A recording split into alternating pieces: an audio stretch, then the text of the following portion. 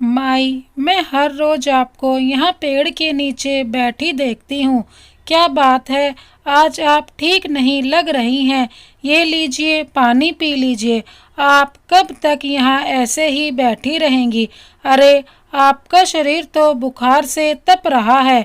और ये क्या, आज आपने कुछ खाया भी नहीं है। माई, चलिए मैं आपको अस्पताल लिए चलती हूँ।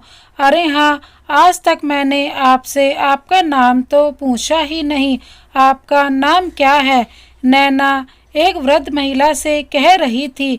वो बेचारी कांपती आवाज में बोली, मेरा नाम शामली है, पर लोग मेरे गंदे कपड़े और शरीर को देखकर मुझे मैली कहते हैं। अब तुम्हें जो पसंद हो वो नाम दे दो। नैना बोली, अच्छा तो आप शामली माई हैं। नैना के घर के सामने एक बड़ा सा बगीचा था। वहीं शामली काकी एक बेंच पर अक्सर उसे आते जाते बैठी दिखती और वो उन्हें कुछ खाना दे देती थी। ना जाने क्या बात हुई, शामली काकी आज बेसुध लेटी हुई थी। उनकी उम्र लगभग 70-75 होगी। वैसे भी इतनी उम्र में लोग थोड़ा बहुत चल फिर ले उतना ही बहुत है, वरना इस उम्र में तो शरीर जवाब दे जाता है। नैना ने आज ऐसे देखा तो वो उनसे पूछ बैठी। नैना बार बार उनसे सवाल कर रही थी, पर वो कुछ भी उत्तर देना नहीं चाहती थी।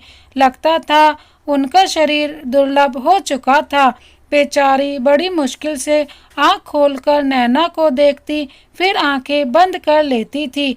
नैना ने कुछ सोचा, फिर अपने घर जाकर कुछ खाने के लिए और पैरासीटामोल लेकर आई और बोली, माई इसे खा लो, फिर दवाई ले लो, देखना आपकी तबीयत ठीक हो जाएगी। बेचारी बड़ी मुश्किल से रोटी को चबा रही थी। नैना को अफसोस आया। उसने मन ही मन सोचा, मैं भी कितनी बुद्धू हूँ जो रोटी ले आई। रोटी की जगह अगर खिचड़ी या चावल ले आती तो शायद ये ठीक से खा पाती। फिर भी जब उन्होंने रोटी खा ली तो नैना ने उन्हें दवाई दे दी और घर चली आई। नैना से रहा नहीं जा रहा था। थोड़ी थोड़ी देर में वो घर के पर्दे हटाकर बेंच पर शामली काकी को देखती थी कि वो ठीक है कि नहीं। देखते ही देखते शाम हो गई। नैना ने थोड़ी सी खिचड़ी बनाई और दवाई लेकर उनके पास पहुंच गई तो देखा कि माई उठकर बैठी हुई है। लगता है पैरासीटामोल ने अपना असर दिखाया। अगले दिन नैना अपनी बेटी को स्कूल छोड़कर जब वापस आ रही थी तो बगीचे से होते हुए आई। शामली काकी को देखकर वो बोली, काकी लगता है आपकी तबीयत अब ठीक है। कैसी हैं आप? काकी एक बात पूछूं, क्या आपका कोई अपना नहीं है, बेटा या बेटी या कोई रिश्तेदार जिसे आप अपना कह सको? क्योंकि आप हर वक्त इस बगीचे के में इस बेंच पर बैठी रहती हैं। मैं देखती हूँ गार्ड आपको बार बार निकाल देता है और फिर आकर आप यहीं बैठ जाती हैं। नैना की बातें सुनकर काकी की आंखें भर आईं और उनके चेहरे पर पुरानी तकलीफ की लकीरें दिखने लगी। काकी ने कहा, बेटा तुम अनजान होकर मेरी चिंता करती हो। मुझे खाना और दवाई खिलाई। ईश्वर से प्रार्थना करती हूँ तुम्हारा घर धन धान से भरा रहे, तुम सदा सुहागन रहो, तुम्हारी लंबी उम्र हो, दुख की परछाई भी तुम्हारे घर के आसपास न आए। नैना बोली, अरे काकी, मैंने इतना कुछ नहीं किया जितना आपने मुझे आशीर्वाद दे दिया, पर आपने मेरे सवाल का जवाब नहीं दिया। काकी बोली, बेटा मेरा भी बड़ा पूरा परिवार था, फिर भी इस बुढ़िया को दर दर की ठोकरें खानी पड़ती हैं। एक समय था जब मेरे पति और मेरे 3 बेटे सब मेरा ध्यान रखते थे। मेरे पति तो मेरे हाथों के व्यंजनों के अलावा कुछ खाते भी नहीं थे। मैं हमेशा उनसे कहती थी कि पिछले जन्म में हमने बहुत अच्छे कर्म किए होंगे जो ईश्वर ने हमें 3-3 बेटे दिए। मेरा घर मेरे बेटे बहू पोते पोतियों से भरा हुआ था। हमारे कपड़े की दुकान बहुत अच्छी चलती थी और उसी से हमारे घर का खर्चा भी चलता था। भगवान की दया से कभी किसी चीज की कमी नहीं होती थी। बड़ा बेटा राकेश पढ़ने में बहुत होशियार था, पर उसे दुकान पर बैठना बिल्कुल पसंद नहीं था। तो उसके बाबूजी ने अपने जीवन की बहुमूल्य पूंजी उस पर खर्च करने में एक बार भी संकोच नहीं किया और देखते ही देखते वो इंजीनियर बन गया और अमेरिका चला गया। एक बार जब लौटकर आया तो अपनी पसंद की एक अमीर लड़की से शादी कर ली और उसे भी अपने साथ ले गया। फिर तो अपने देश आना ही छोड़ दिया। नैना बीच में उन्हें टोकी और बोली, काकी और आपके दोनों बेटे, उनके बारे में भी कुछ बताइए। काकी बोली, दूसरा था रमेश, उसे कुछ कहना ही नहीं पड़ा। वो अपने भाई के पद चिन्हों पर चलने लगा, दूसरे शहर में जाकर नौकरी करने लगा। फिर उसे हमारा कस्बा छोटा लगने लगा। उसने भी आना जाना कम कर दिया। हमारे पसंद की लड़की से वो शादी नहीं करना चाहता था, तो उसने अपनी पसंद की लड़की सीमा से मंदिर में जाकर शादी कर ली और हमें खबर भिजवा दी। पूर्व त्योहार पर भी जब उसे बुलाती थी तो वो आता नहीं, बस बहाना बना देता था। एक तो विदेश चला गया, एक अपने देश में रहकर भी पराया हो गया। नैना बोली, काकी और तीसरा बेटा उसने क्या किया? काकी बोली, तीसरा बेटा रमन पढ़ने में उतना अच्छा नहीं था, परंतु रंग रूप में सुंदर था।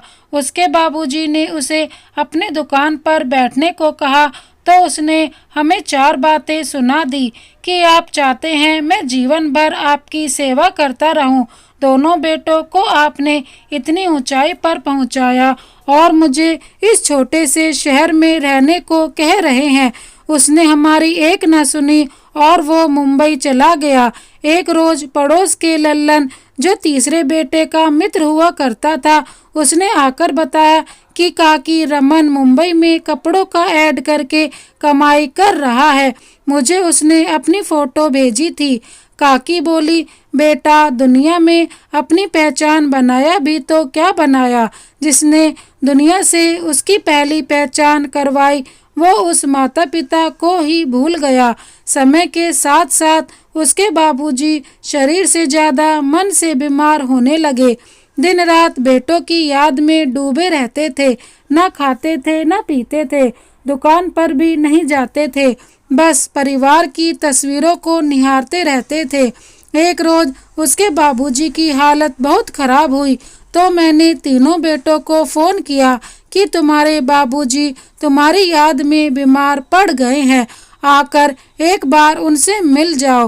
राकेश ने कहा, माँ कहने में क्या जाता है, करने दीजिए उनको याद, पर विदेश से अपने देश आने में कितना खर्चा होता है आप जानती हैं।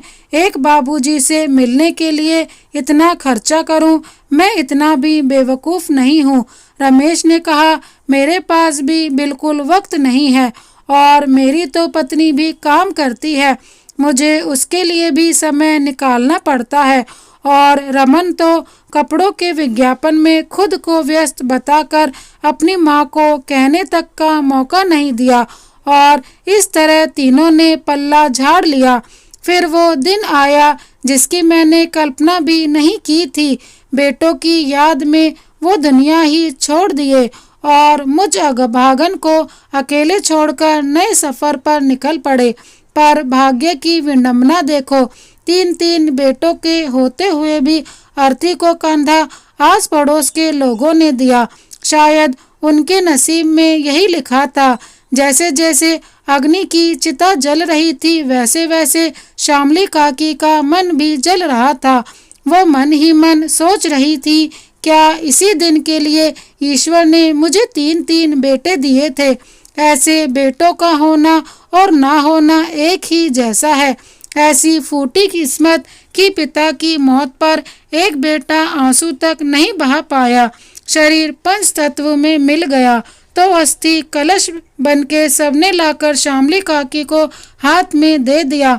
श्यामली काकी ने अपने मन को मजबूत किया और उसका विसर्जन करने गंगा तट पर चली गई।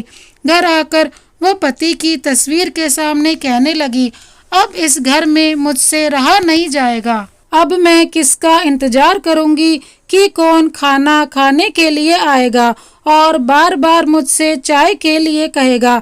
जिन बच्चों के लिए हमने क्या कुछ नहीं किया, आज उनके मन में और घर में हमारे लिए कोई जगह नहीं बची थी। कहते कहते श्यामली काकी रो पड़ी। अब तो हर दिन ऐसे ही गुजरता था। काकी ने खाना पीना छोड़ दिया था, जिसके कारण वो बहुत कमजोर हो गई थी। नैना बोली, फिर क्या हुआ काकी? काकी रोते हुए बोली, एक रोज घर में मैं जब अकेली थी, कुछ चोर घुस आए और घर पूरा खाली कर गए और मुझे पता भी नहीं चला। हमारी दुकान के कागज के बारे में मैं कुछ नहीं जानती थी, तो किसी रिश्तेदार ने उस दुकान को भी हड़प लिया। एक रोज मैं खाली घर में अपने पति की तस्वीर को सीने से लगाए चुपचाप आसमान की तरफ निहार रही थी। तभी उस कस्बे का दबंग आदमी आया और बोला, इस जगह को कुछ पैसे लेकर मुझे दे दो, वरना जगह मुझे खाली करवानी आता है। जबरदस्ती उसने कुछ पैसे मेरे हाथ में पकड़ा दिए और अकेला पाकर उसने मेरे अंगूठे का निशान लगवाया। बेटा, उस दिन मैं बेघर हो चुकी थी। एक पोटली में अपने पति की तस्वीर और कुछ कपड़े लेकर फिर मैं दर दर भटक रही थी। भटकते भटकते कब तुम्हारे शहर में आ गई, मुझे पता भी नहीं चला। एक रोज जब मैं थकी हारी इस रास्ते से गुजर रही थी, तो मुझे ये बगीचा दिखा। उस दिन से इसी बगीचे को अपना ठिकाना बना लिया था। ये सब बताते वक्त काकी शून्य में चली गई थी। नैना की आंखें भर आईं और वो बस टकटकी लगाए उन्हें देख रही थी। श्यामली काकी बोली, सुबह शाम लोग यहाँ टहलने आते और मुझे कुछ दे जाते, और कुछ तुम जैसे होते हैं जो दूसरे के दर्द में भी शामिल हो जाते हैं। जब श्यामली काकी ये सारी बातें बता रही थी, नैना अपने फोन से उनका वीडियो बना रही थी। अचानक नैना के दिमाग में उनके बेटों का नाम आया। तब उसे याद आया कि उनके 2 बेटे तो बहुत नामचीन और काफी पैसे वाले हैं। नैना ने कुछ सोचा और अपने घर चली गई। नैना जब घर पहुंची तो उसके पति मानव, जो कि एक बहुत बड़े वकील थे, उन्होंने कहा, क्या बात है, आज अंधेरा होने पर तुम घर लौटी हो, कहाँ थी अब तक? नैना ने पानी पिया, फिर माई की वो वीडियो मानव को दिखाई। मानव बोले, तुम इतने दिनों से उनकी ऐसी दशा देख रही हो और उन्हें वहीं छोड़ दिया, चलो उन्हें घर लेकर आते हैं। ये बात सुनकर नैना को बहुत खुशी हुई और वो मानव के साथ जाकर श्यामली माई को मनाकर अपने घर ले आई। करीब 1 हफ्ते तक नैना ने अपनी माँ की तरह उनकी देखभाल की, खाना पीना, कपड़े लत्ते सब का ख्याल रखा। 1 हफ्ते में श्यामली माई की काया पलट गई थी। मानव उनके पास आए और कुछ कागजात दिखाते हुए बोले, काकी, आपको चुपचाप नहीं रहना चाहिए, आपको अपने बच्चों के खिलाफ कार्रवाई करनी चाहिए। श्यामली काकी बोली, नहीं नहीं बेटा, मैं अपने बच्चों के खिलाफ कार्रवाई कैसे कर सकती हूँ? मानव बोले, काकी, ये पैसों के लिए नहीं बल्कि सम्मान की लड़ाई होगी। आप लोगों ने कितना त्याग करके अपने बच्चों को पढ़ाया लिखाया, इस काबिल बनाया है। आज उनके पास किसी चीज की कमी नहीं है, फिर भी वो अपने बीमार पिता को वक्त नहीं दे पाए, अपनी बूढ़ी माँ को अपने पास नहीं रख पाए। लालत है ऐसे बच्चों पर। अगर आज आपने कदम नहीं उठाया तो कल को ना जाने आपके जैसी कितनी माँ और काका जैसे पिता इस देश में पाए जाएंगे। क्या आप चाहती हैं जो आपके साथ हुआ वो किसी और के साथ हो? काकी के मुंह से निकला, नहीं नहीं बेटा, ईश्वर न करे किसी के साथ भी ऐसा हो। इतना कहकर काकी ने उस कागज पर अंगूठा लगा दिया। कुछ ही दिनों में तीनों बेटों को नोटिस गया और तीनों को आना पड़ा। बेटों को देखकर शामली काकी की आंखें भर आईं। वो उनसे लिपटकर अपने पति का शोक मनाना चाहती थी, पर बेटों ने उन्हें ये कहकर खुद से दूर कर दिया कि आपको शर्म नहीं आई? आपने हमारे खिलाफ नोटिस जारी की और अभी हमारे सामने अफसोस जता रही हैं। अरे पैसे चाहिए थे तो मांग लेती, कम से कम हमारा नाम तो नहीं खराब करती। तीनों बेटे उन पर चिल्लाने लगे। दूसरा बोला, माँ, आपको अगर पैसे की इतनी ही भूख थी तो किसी के घर में काम कर लेती। तीसरा बोला, आपको पता है मेरी लाइफ की चमक आपने उसे भी धुंधली कर दी। अरे किसी वृद्धाश्रम में चली जाती, आप कितने दिन और जिएंगी? अब देखना कल मसाला लगाकर मीडिया वाले इस खबर को कैसे छापेंगे। आपको हमारी कामयाबी लगता है पच नहीं रही है। बेचारी माँ भीगी पलकों से तीनों बेटों को टुक टुक निहार रही थी और धम से कुर्सी पर बैठ गई। नैना ने आगे बढ़कर उन्हें संभाला। शामली काकी ने बड़े बेटे से कहा, जब तुम हमें छोड़कर विदेश चले गए थे तब तुम्हारी इज्जत कहाँ गई थी? और जब तुम पढ़ाई के लिए तुम्हारे बाबूजी ने खर्चा किया तब तुम्हारी इज्जत कहाँ गई? और तुम रमन, तुम तो न पढ़ने में अच्छे थे न किसी काम में, तुम तो भागकर वहाँ गए थे जब तुम्हारी इज्जत नहीं घटी। बेटों के होते हुए मुझे अपने पति की अस्थियां गंगा में प्रवाहित करनी पड़ी। आज तुम लोग कहते हो मैं किसी के घर में काम कर लेती, वृद्धाश्रम चली जाती।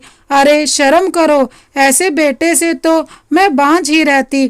तुम लोग भले ही अपने अपने क्षेत्र में नाम कमा लिए हो, पर एक माँ की नज़र में तुम सब जीरो हो। अरे जो अपने पिता को कंधा ना दे सके वो बेटे किस नाम के और किस काम के? तुम लोगों ने सिर्फ अपने माँ बाप का नाम नहीं बल्कि मेरी कोख भी अपमानित किया है, जिसकी सजा तुम लोगों को आज न कल मिलकर रहेगी। तभी जज साहब तीनों बेटों को अंदर बुलाया और शामली काकी कुर्सी पर गर्दन टिकाकर आंखें बंद करके फैसले का इंतजार करने लगी। जज ने अपना फैसला सुनाया। एक निश्चित समय पर एक निश्चित राशि आप तीनों अपनी माँ को देंगे और बारी बारी से 4 महीने के लिए उन्हें अपने साथ रखेंगे। ये फैसला सुनते ही मानव खुश हो गया और नैना ने भी अपनी खुशी जाहिर की और भागकर काकी के पास गई। कहने लगी, काकी देखो आपको इंसाफ मिल गया। इतना कहकर नैना ने जैसे ही काकी को हिलाया वो दूसरी तरफ ढुलक गई। नैना फूट फूट कर रोने लगी। शामली काकी के तीनों बेटे मृत माँ की तरफ आगे बढ़े। नैना ने उन्हें रुकने का इशारा दिया और एक कागज उनकी तरफ बढ़ा दिया जिस पर साफ साफ लिखा था कि मेरे तीनों बेटे मेरे मृत शरीर को हाथ नहीं लगाएंगे।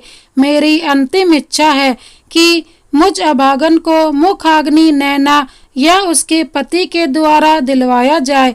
मैं अपने बेटों को इस अधिकार से वंचित करती हूँ। तीनों शर्म के मारे जमीन में गड़े जा रहे थे। आसपास खड़े सभी लोग तीनों पर थू थू कर रहे थे। बेटों के होते हुए भी शामली काकी को गैरों के कंधों ने सहारा दिया।